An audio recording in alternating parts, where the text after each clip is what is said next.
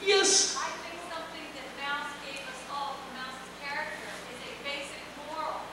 Mouse would always go up and try, in a sense, to justify why he took something. And Father would always give him, the old-fashioned, we don't take it regardless of what our excuse is. And I think that's something that a lot of people in our world today have forgotten. They justify stealing. And I think Mouse helped remind us all that there's a way to through Father and Mouse, how to take care of those things without just saying we can just take it because. Well, I agree, and it's a very fine line, and to me, Mouse has a very strong position. I mean, you look at the world as a whole, and how on earth could you expect somebody like Mouse to know the difference between stealing and taking? If there are starving children, and I have enough for 1,000 lifetimes, then I have stolen somehow. Even if it's just not, maybe I didn't steal it, maybe it all dropped into my living room one day. But if I haven't given any of it back, that is also theft, right? And so no wonder Mouse was confused. I mean, you look at New York City, and it's obvious that they must, every single one, be thieves. Because I mean, the guy's driving in a Mercedes. He obviously must have stolen it from somebody, If he didn't actually go to the lot and steal it, then he decided that maybe, his assistant really didn't need a raise for the next 3 years. And that's also theft, isn't it, right? This whole, it's a fine line. Yeah, I'm with you on that. Before we get blacklisted, maybe the next question.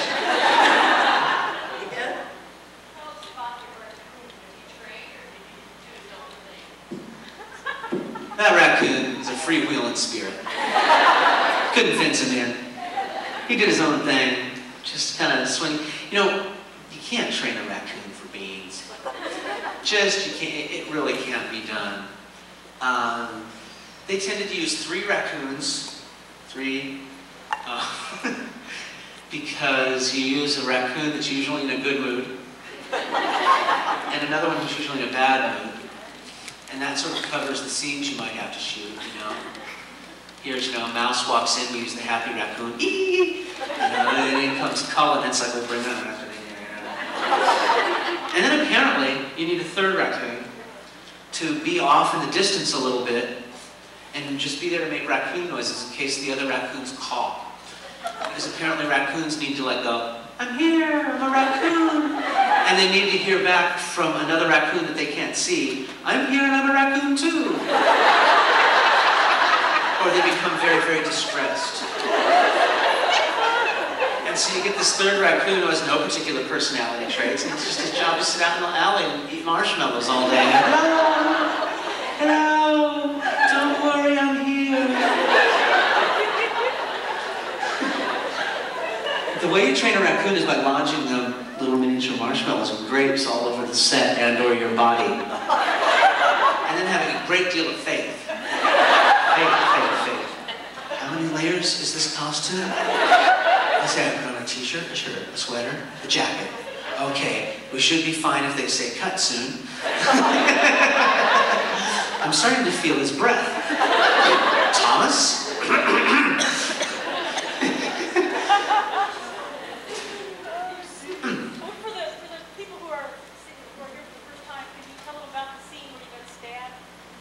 Well, it's funny you would mention that. Asking about the scene in which I got stabbed in Fever, because that's what I was just thinking about right then and reliving in semi-horror. Because the blood that they use is made of, basically it's, like sugar syrup to give it a viscosity, a stickiness. And, so the raccoon just thought, chow down! I'm laying down, they let him go. Oh, and he's trained by snacks, and so he's just like, he's eating away. He was basically eating through my costume. It was kind of a nerve-wracking moment. So that's when you learn what being an actor is. When you act like you're dead while you're being eaten by animals. Fine. Sure, how many times do you think we'll be doing this? Is everybody ready to get this right the first time? What was that the police wear Kevlar? Kevlar. Anybody have any Kevlar? Raccoon-proof jacket. I would have been dead, but the Bible I was wearing over my heart stopped his teeth, and I'm here to talk to you today. That's the truth.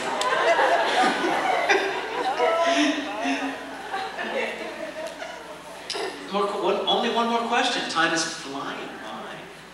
Hi. Who has a question? Yes. I enjoyed your work on Fame. Did you have fun on that? Have you ever seen the rest of the cast? Yes, upon occasion, I do. Yeah, I had a great deal of fun on Fame. That was the best in a lot of ways, you know, because we were kids, and you know, getting paid too much money. Well, that was not a tutu at all. That was a, you know, it was a unitard. It was a unitard. A tutu is this thing. I never wore a tutu on Fame, did I? And the unitard, well, I might have. I mean, I was always asking them for the most awful-looking dance clothes. And I always wore them wrong. The dancers were always coming out to me and saying, David, you know, that's supposed to be, you're wearing that backwards. This part's supposed to be in the back, the sweeping down part. It's like, yeah, I know, I put it on wrong because Dwight would have put it on wrong. And doesn't it look awful? And they're like, yeah, don't you want to go change? Like, no! Is there anything worse I could do? Fame was a great thing, and you know, Debbie and all of the gang were really wonderful to work with, and very, very giving people. I've just sent word from one, you know, I haven't actually seen Gene Anthony who played Leroy recently, but we've been sending word from a mutual friend lately, and I hear he's doing quite well, and has a film coming out with Debbie soon, I think, that perhaps Debbie directed. And his hair is really long here. And yeah, I hear from Valerie Lansburg occasionally, and I saw a few people on this is an apropos tie-in, and maybe a bit of a downer, but an apropos way to tie things in with what's going on. The last time I saw a bunch of the people at Fame was at a memorial service for one of our choreographers and directors, Michael Peters, who was a victim of AIDS this past year. And you know, when I think about Linda Shanti, Michael's one of the people I think about.